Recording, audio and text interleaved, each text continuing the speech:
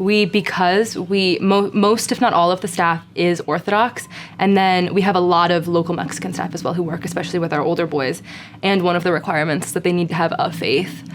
So all the time, you'll be asking someone how they are, and they'll be like, I'm great, thank God, like all around the orphanage.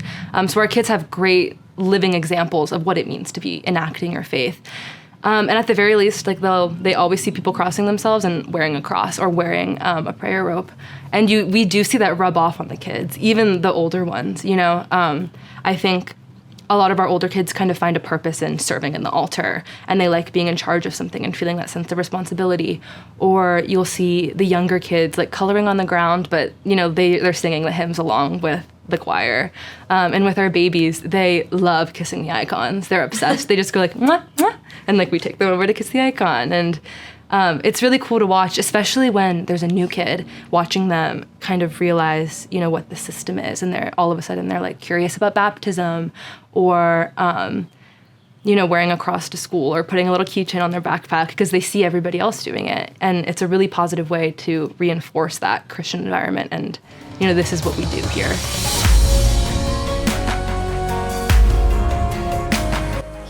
I'm Julia Parsenios. I'm originally from the Boston area, and right now I'm working and living in Tijuana at St. Innocent's Orphanage in Project Mexico down there. I've been there for about a year now, and I'm coming up towards the end of my commitment.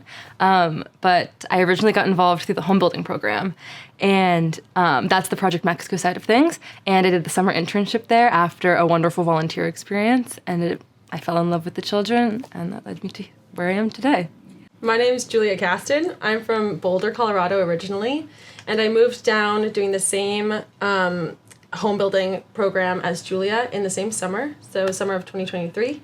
I've been down there ever since, working as the administrative assistant for the director of operations. So the Project Mexico organization includes St. Innocent's Orphanage and the Casa Cuna, which is Casa Cuna San Felipe, so that's the baby orphanage. So it's 3 programs in one. As far as like advertising goes, we kind of go by Project Mexico all as one, but the home building operation happens throughout the summer. It's 8 weeks, or 12 weeks actually, with 8 weeks of building. The orphanage, St. Innocent's, is for the boys ages 5 to 18, and the baby orphanage, the Casa Cuna, is ages 0 to 4. Mm-hmm. So they all fall under the same umbrella. They all happen under the same property in Mexico, and the same people work on the property, but those are the 3 different sections. And then I came to know Project Mexico when I was 14 years old. Mm-hmm. I went down with my church to build in Mexico for a week, and I fell in love with it. I went down again when I was 16, and then again at 19 to build for the summer. So you can go for a week, a summer, or stay down for longer. Oh, I think everybody should try it. We have a lot of churches see it as more of primarily a Goya thing or a Soyo thing for young adults, but we have had people come with children as young as 2, and granted, they don't really participate in the home building part, but they love it, all the way up until late 70s, early 80s. Like, it's anyone who can come who has a heart for missions and a heart just for helping people. And it's a way to step outside of your own little world sometimes and really see, the world around you and give back to communities in need. So really just anyone who's feeling a call, or even if you're not feeling a call. It's been really interesting also to see how, as this mission of orthodoxy has been growing throughout the years, as even just the people from the summer come down for the summers, we've seen our parish grow, the local parish grow a lot. So even if we're just baptizing all of the boys that come in, and then like every few months there'll be like a new family, a new local family, or some boys who have left the program and have gotten married and have their own kids. Like one family in particular has been coming back recently with his kids. So it's really beautiful to watch it spread along the community. And people, it's refreshing to see a world where, you know, there's not a church 20 minutes away from everybody. So people have been traveling far for our sweet little parish, which is wonderful. So our founder, Greg Yova, started St. Innocent Orphanage in the 90s, I believe 1996.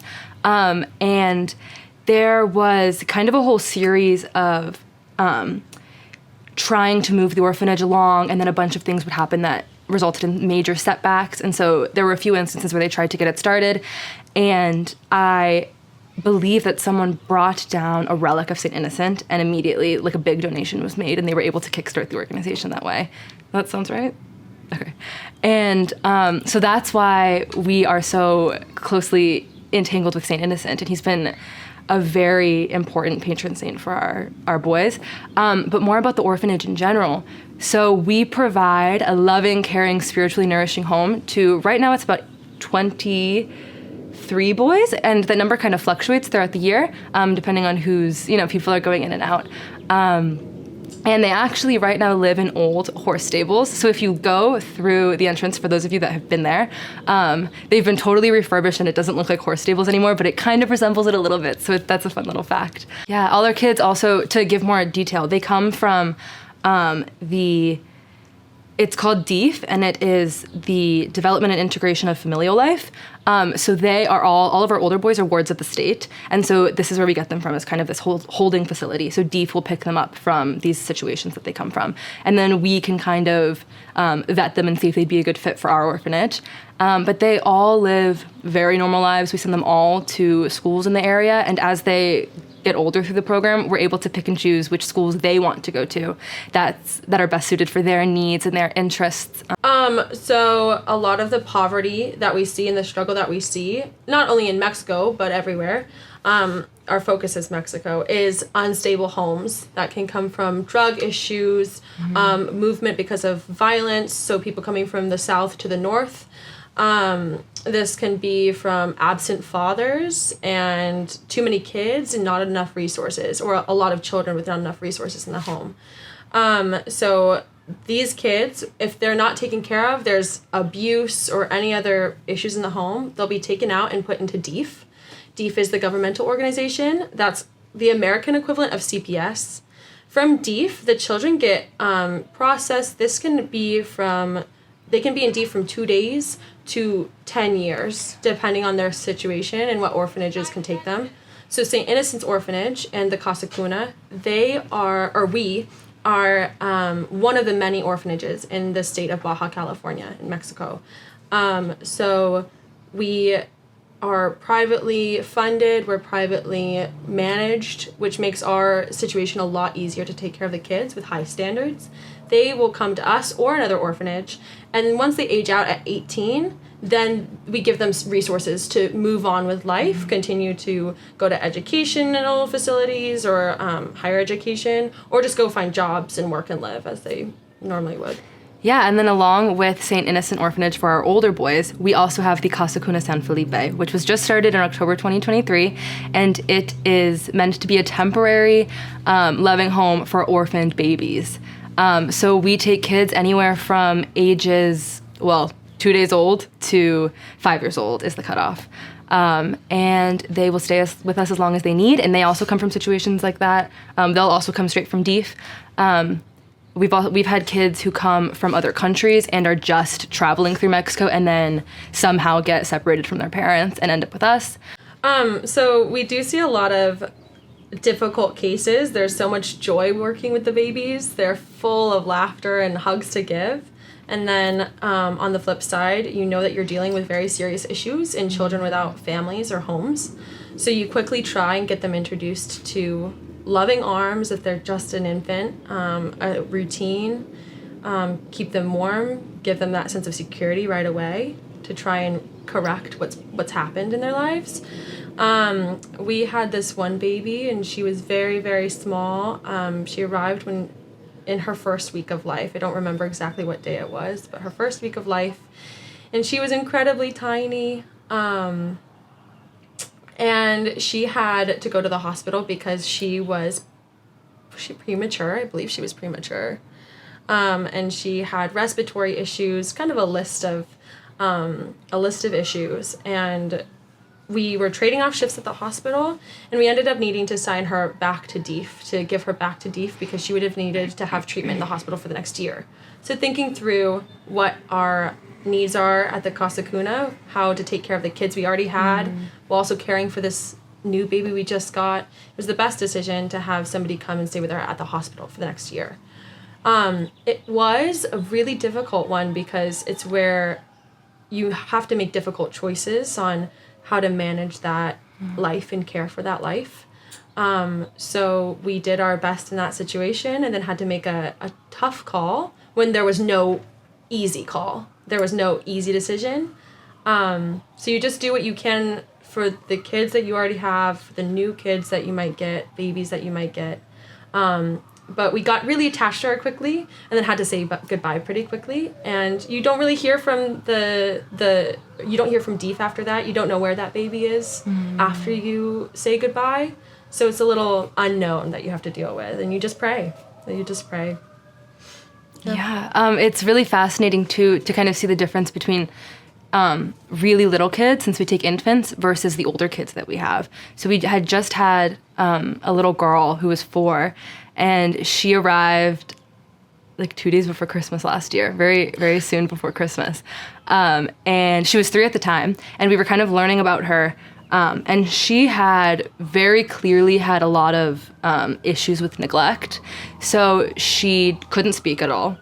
When she came, she said, "See," and that's it. See. That's it. She would give a little thumbs up and go, "See." But she turned 4 with us, and that's when we kind of realized the gravity of her issues. But with the older kids, with our little kids, we try to teach them consequences for their actions. So if they do something they shouldn't be doing, we'll throw them in their crib for like 5 minutes and be like, "You have a consequence. Yeah, you are in your crib." With her, because she didn't have a crib, we couldn't do that. And so at first we started, leaving her in her bedroom, and she would just have these full-blown breakdowns because we had kind of deducted that she had been left alone for hours and hours. And so we had to work around that and see what's a suitable consequence for this girl for, hitting a baby. But how do we ensure that we're not, triggering anything there? And with her also, she would kind of become very blank behind the eyes sometimes when she did something bad. So she would just leave her body for a second and just stare at you blankly. And you could see, the gaps in her education and in her development from her upbringing before she came to us. But she was actually just adopted a few days ago. Thank God. But with that too, with working with DEEF, it's very interesting as a caretaker there because you develop, she was with us for 3 months. We developed these relationships with these kids, and we got notice that she was adopted 10 minutes before she left. So it can be very instant. Yeah. I could not have imagined myself really coming back to Project Mexico in a long-term way at all. I could always, at 16, 15, 14, I always wanted to come back, but it was thought 1 week trip. That's all it's ever going to be. So coming back at 19 for the home building summer, it changed my life. I was at a spot where, was I 20? Yeah, I was 20 and turned 21. But coming back at 20, I was at a moment in life where I just needed a community and I needed an opportunity to serve. So I had this inkling, and I think many people do. They have this inkling where you want to give to other people. You want to give time, resources, whatever you have to other people, but they just don't know where to look. And so it gets bogged down by, okay, now I have to go to work, or now I have to go to school. Mm-hmm. And you get distracted. But I had found this avenue. My sister shoved me in the position. She said, "Sign this application. You have to go to Project Mexico for the summer." So that was amazing. And then I just stayed down because the opportunity threw itself in my face again, and I had the availability. So the Casa Cuna was an idea, and they said, "We need people." So I said, "Yes, give me the application." And it just kind of fell into place too easily to work out. But I think that most people have the inkling to want to do this or something like this. They just don't know where to look. And so I've been given the blessing of having it shoved in my face and the blessing of getting attached to these kids really, really quickly. I also could never imagine myself being a part of Project Mexico, let alone living down there full time. I had no idea it existed until I was 20. And I went down, I was doing a semester of faith at Hellenic College Holy Cross. And one of the girls was like, "Hey, we're organizing a group if you're free for spring break and want to come down." And I was like, "Sure." And they had a scholarship all planned out with OCMC, the Orthodox Christian Mission Center. And so I went down for free, which was wonderful, which is not how the summer program is. So it was a really big blessing. And I fell in love with it. The application was due in December for the internship, and I got down there in March. And the person in charge of the home building program let me submit a late application for the summer internship. And then, thank God, I was there for the summer, and that's where we met. And I loved it so much, but still wasn't like, I'm gonna live here. It was just like, this is amazing. I'll go back to school in the fall. And as it became, application season, I was thinking about maybe graduate schools or getting a job. The Casa Cuna opened that fall, and she had just moved down there. And I called Presbytera Mary Lynn, who's in charge of kind of recruiting people to go down there. And we talked for a really long time, and I realized this is what I wanted to do. And I prayed for like 4 months before I made my commitment, and I made my commitment in January. And then I moved down right after I graduated. I missed my graduation for it. And I just like completely fell in love head over heels for it. And it was like when we were interns for the home building program, we hung out with the boys at the orphanage all the time. We really loved being around them. But I knew that was something kind of out of my realm of experience, was like working with traumatized older kids. And so having the Casa Cuna, it's a really wonderful way to serve in the same community and be a part of that community and still hang out with the boys while cultivating these beautiful lives of these babies and helping them in such a formative time of their life. So the ranch runs with a priest living down there full time, Father Demetrios Swanson. He is the priest on site, so you already have the presence of a very, very wise and lovely priest and his family down there. But as far as individually, you have church that's a 2-minute walk away, and there are icons everywhere, and you're living with people who are all down there because they found out about it from probably an Orthodox resource, also are Orthodox themselves. So you're already surrounded in a very unique community of younger people searching for their growth in the faith, searching to share it with other people, and also looking to live their lives completely immersed in not only another culture, but another faith, or our faith. So it's something that you probably couldn't find many other places.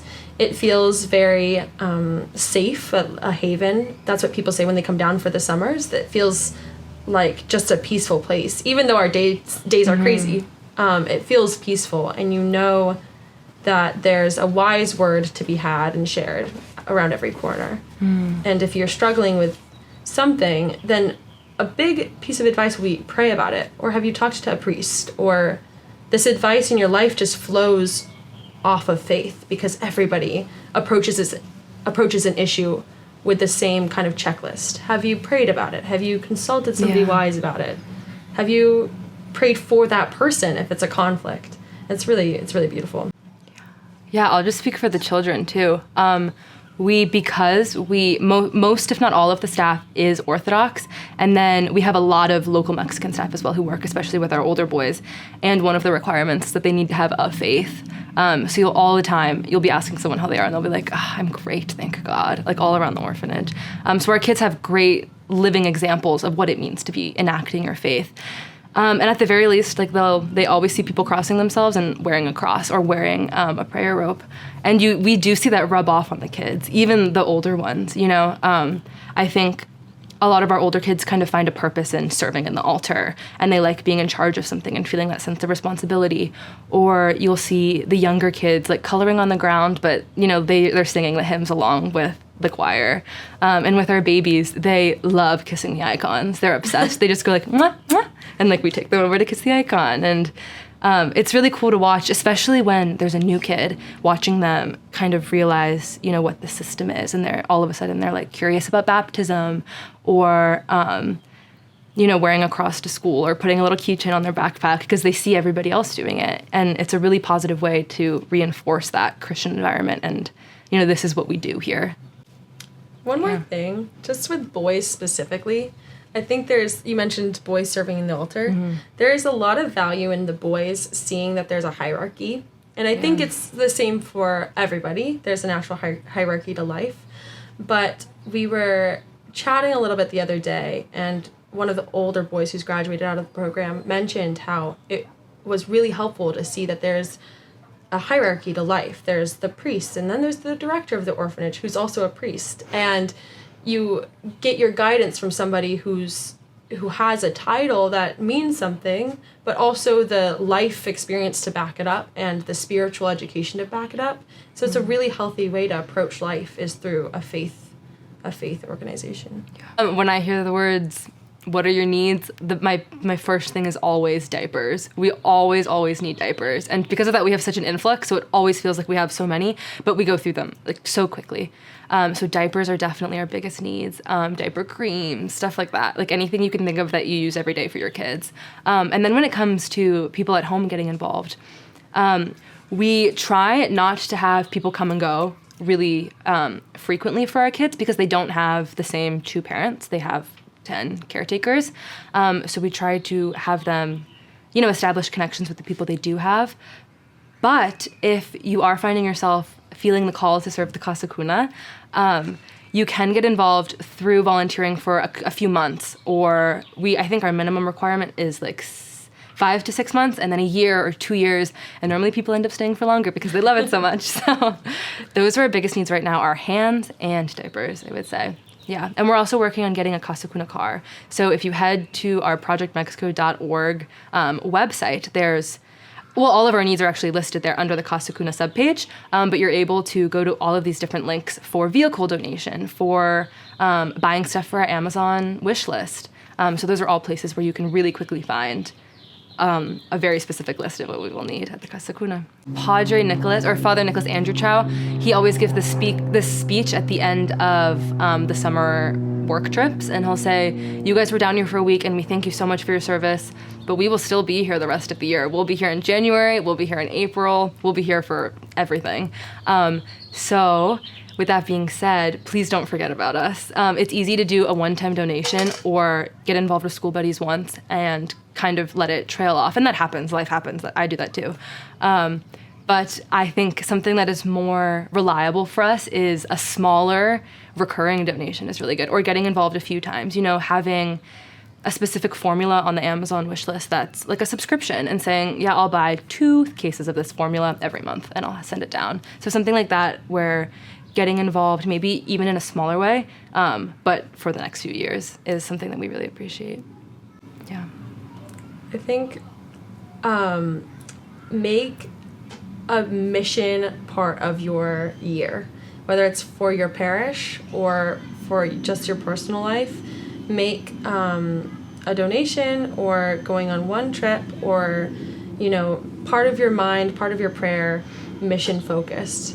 Whether it's Mexico, whether it's in Fiji, or whether it's in your own community, there's so much need everywhere. So just go outside and look, and you'll find the need.